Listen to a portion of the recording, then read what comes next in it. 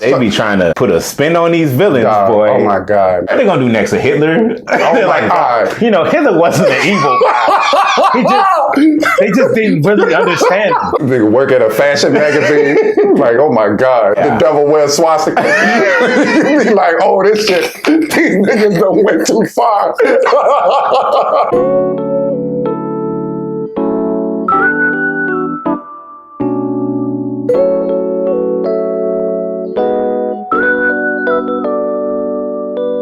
Hey, what's going on, y'all? Welcome back to Cinecism. I'm Eric. It's your boy Dante, man, and today we're going to be doing a review on Disney's Cruella. This is another live-action Disney film. You know, the titular character, Cruella de Vil, an origin story for her that tells us how she became the villain we know as Cruella de Vil from the 101 Dalmatians film series. It kind of chronicles her life, like, from her childhood into, like, young adulthood. Yeah, this is more of a reimagining of the character. The original Cruella de Vil was pretty much pure evil. I mean, she wanted to make a coat out of puppies. So this is more along the lane of a Maleficent. It's more of an anti-hero. She's not really evil in this. In fact, I would argue she's probably the hero of this story. In fact, she's like somewhat unlikable at parts, but she's not an evil person. Let's start with Cruella, well, formerly known as Estella. She has like a personality, I guess, that's just not, it's not easy for her to fit in. So, you know, sometimes she gets teased and that causes her to retaliate against, you know, some of the kids. I mean, she's got this absurdly colored hair. Of course, if you're familiar with the character of Cruella de Vil, she's got half black and half white hair. So that already looks wild. Apparently she was born with that with no real logical explanation. No. And people dye their hair to actually look that cool. That's kind of dope that you was born with cool hair like that. But yeah, they really tried to sell that hair like it was somehow evil, but I think it was a representation of her personality because she was battling with two personalities in a sense, Cruella and Estella. So that character was really always in her, but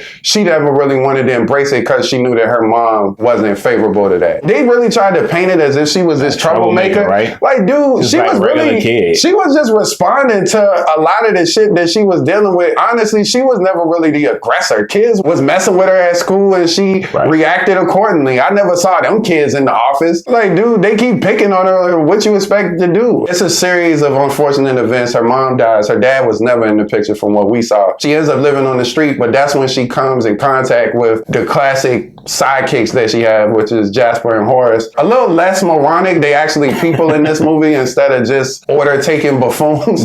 They had personalities, which I enjoy. Horace was pretty funny. Jasper was funny too. They kind of had a good dynamic going. Yeah, he was the more serious of the two. Correct. Yeah. And they become really more of a family too. So, and it's actually through Jasper that she gets this job working at this famous fashion design company. And that's kind of when things start to really snowball and you really start to see how the story is going to unfold because there's a lot going on with that place. I thought Emma Stone as Cruella, that being one of my biggest reservations from even wanting to see this movie, I thought she did a pretty good job as Cruella. Granted, this isn't the Cruella that we grew up with from the cartoon. It's a different interpretation of the character, but I was all in as her as Cruella, and after a while, I stopped seeing Emma. I don't know, I just enjoyed it. I enjoy her performance. She's different than she is in 101 Dalmatians, but they did try to stay true to some of the stuff. So some of it. Her driving, the bit, she still can't drive.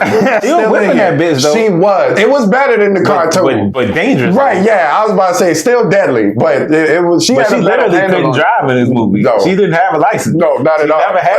She had never driven a car before. Right. Did you pick up on, they was trying to,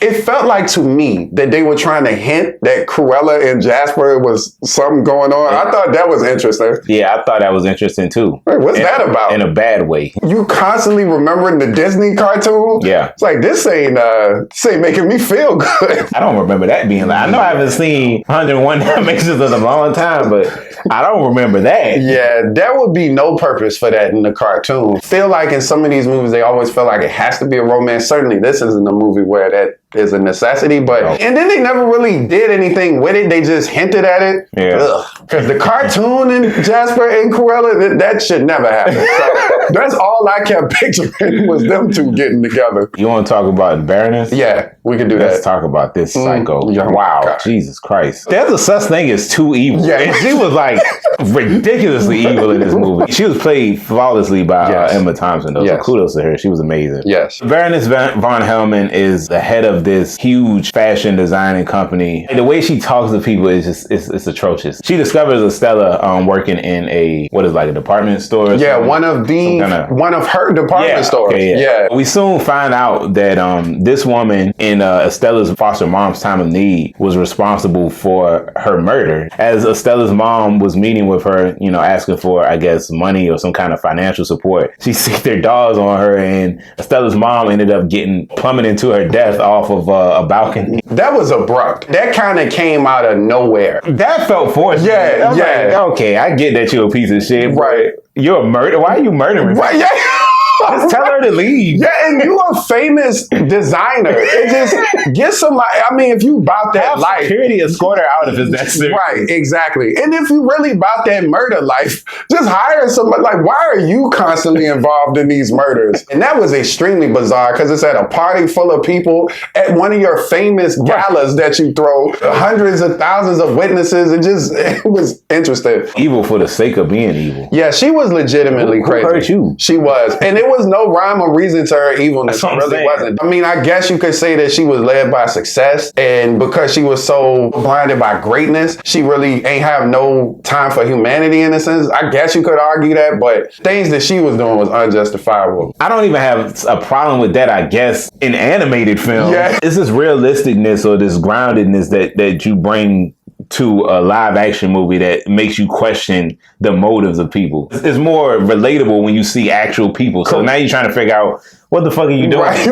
I mean, would you consider this a kid's movie? That's what I was trying to figure out. I was watching this. I'm like, who is this movie for real for? Because I would assume it's geared towards children, but it felt like older kids to me. Yeah. Like preteen to teenager-ish. I wouldn't say the themes in this movie for young children. Yeah. The biggest reveal of the movie was finding out that the Baroness' biological daughter was in fact Estella. Did you have any kind of hint of that before? I honestly had no clue. And when they revealed it, it made a lot more sense to me. This is what I personally thought. I never questioned that the mom that we were presented with was her real mom. Yeah. When she came to ask her for money, I honestly thought that maybe her son, she had a son or something, and that they had a relationship. I did think they were related, but I didn't think she was her actual mother. That's like a cliche thing to do. It's like, we need a twist. Throw a parent in it. Yeah.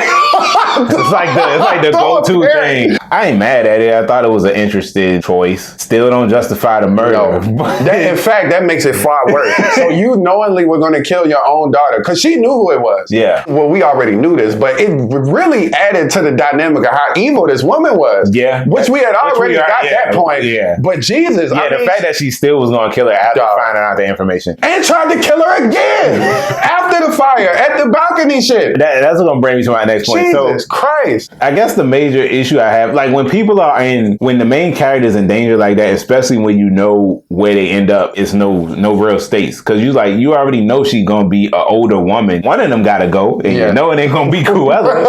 I did think that she was going to die at the end of the movie somehow. The dramatic irony, her being pushed over the thing by her own dogs. Actually, she can't be alive in this world. Yeah. People like that can't exist. Yeah. If you're going to go as dark as you did with this movie, you might as well kill her at the end of the movie. I agree. All of the things that she did and arrest, jail sentence didn't feel like the right thing for her. Hell no. Yeah, I thought it was going to be some poetic justice involved where she got maybe sick the dogs on Cruella, but they in turn got her instead off the cliff. Because we know that y'all ain't got no problem with killing these people. So I know it ain't no remorse on y'all behalf. Right. Yeah. You know what was funny about that whole scene at the end? When Cruella, I guess, was trying to get people to come outside to bear witness to this woman pushing her off the cliff. You telling me you didn't hear 100-something people behind you? There's no way that 2 or 3 people moving quietly is a iffy. And why would everybody be quiet? Be like, yo, hey, what you doing? Why we out here? Hey, Cruella! Crew! At the very least, you talking among yourselves like, oh my God, what the fuck is this? Right? The soundtrack for this movie caught me off guard. I didn't think that it was going to be this hit. Yeah, they had some classics ears. Sometimes in these movies, though, when it's back-to-back songs, it can just start to feel a little out of place. It's like, are you just playing his songs to play them, or is it, because music in a movie really need to play a purpose. And if you're gonna play these songs, it need to be relevant to the scene, not just because we playing a bunch of 70s hits. Yeah, it was a lot of licensed music in here. Yeah, absolutely. Yeah, these were big name songs, but after a while, it's just like, all right, well, this more so feel like a DJ or something. Right. Dog, you know what was some of my favorite scenes in this movie though? When she was kind of trolling her and popping up to her events and shit. Dog, somebody black wrote that. I'm gonna tell you, because them was nothing but flexes. All it was a flex, and it was probably like a 3-4 scene montage. She kept on doing it. Dog, do you know how disrespectful that is to pull up to somebody's event and take all the attention away from them? I mean, these are peel out though, and then leave. Just leave. On a dope note, when she pulled up in that dump truck and like rolled out, she dumped all her dresses. These were like dresses that she designed from past seasons. Yeah. Dumped them in front of her, and then they peeled off. But the dresses were part of a one-piece dress that she had. Yeah, nigga, that shit was hard. I couldn't even lie. I was like, man, like that's a flex. Where you finding the time and resources? That's what I'm saying. This shit? Right, for a 3-minute flex, it probably took days of planning. That's the wild part. You had to rent a dump truck. That's elaborate. You know they stole that. Oh, absolutely, absolutely. But even that take effort. Having said all that though,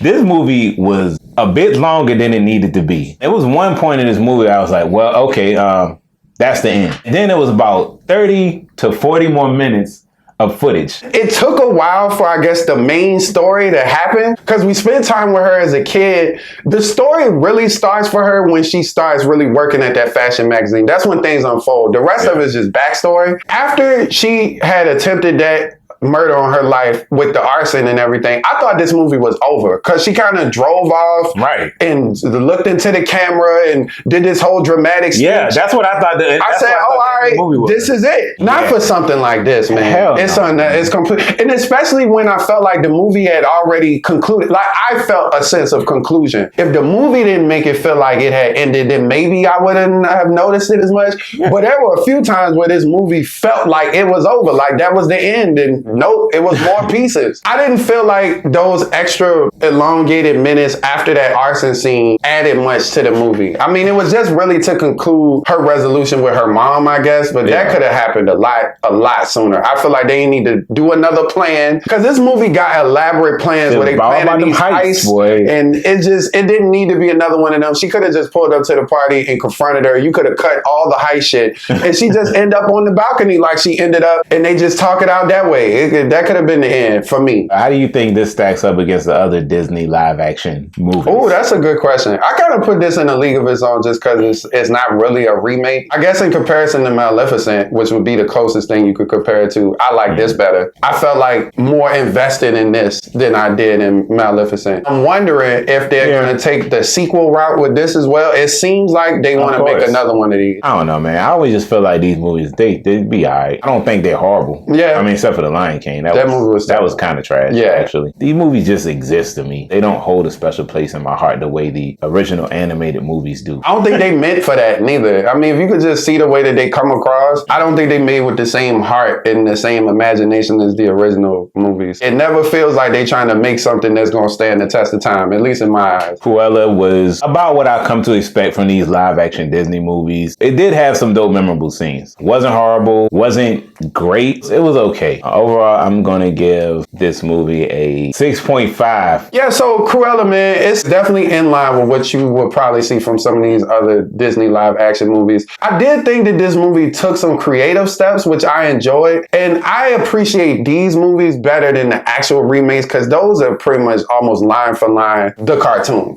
These movies at least try to be original in a sense. Maleficent, Cruella. So I appreciate that. I felt like this movie was longer than it needed to be. But the acting was fun. The music was great. It was funny too, man. It was funnier than you probably thought it would be. I would say overall, I would probably give this a 7. All right, y'all. Thanks for tuning in to our review of Cruella. I hope y'all enjoyed that. As always, don't forget to like, share, and subscribe to our channel. And if you have any suggested reviews for content, don't forget to drop a comment below. Absolutely. And if you guys have seen Cruella, please let us know what you thought. How do you feel like this stacks up in terms of the other Disney remakes, in terms of, I guess, Maleficent, which would be the closest comparison as well? How do you feel about these villains being reimagined as quote-unquote anti-heroes and good people? We'd like to know that also. We appreciate y'all. All right, peace. Peace.